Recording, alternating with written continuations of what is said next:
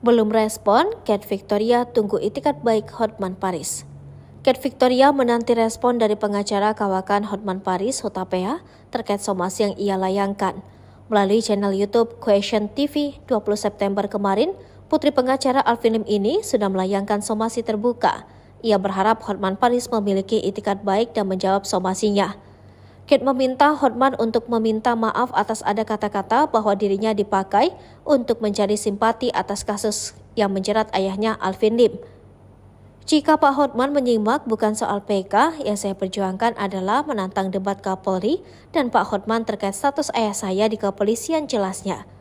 Maka itu terhitung dari video ini terbitkan sejak tanggal 20 September, Cat melayangkan somasi untuk memberikan waktu 3 hari bagi Hotman untuk meminta maaf.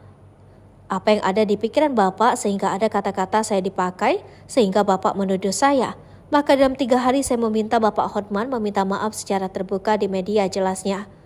Tetapi jika tidak, maka maafkan saya jika mengambil langkah hukum untuk mendapatkan keadilan untuk diri saya, jelasnya. Sementara itu terkait dengan somasi ini, Sriwijaya Post sudah mencoba menghubungi Hotman melalui DM di akun Instagramnya.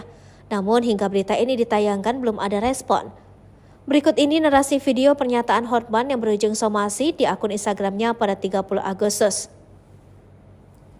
Saya Hotman Paris, saya sudah menjadi pengacara hampir 40 tahun.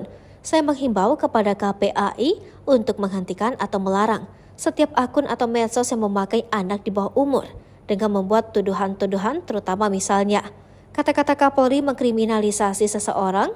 Kapolri tidak punya hati nurani, jelasnya. Terlepas dari substansi apakah benar tuduhan tersebut, saya menghimbau kepada KPAI agar menghentikan memakai anak di bawah umur untuk membuat tuduhan-tuduhan tersebut, tegasnya. Dan hati-hati juga akun atau medsos yang menyebarkannya.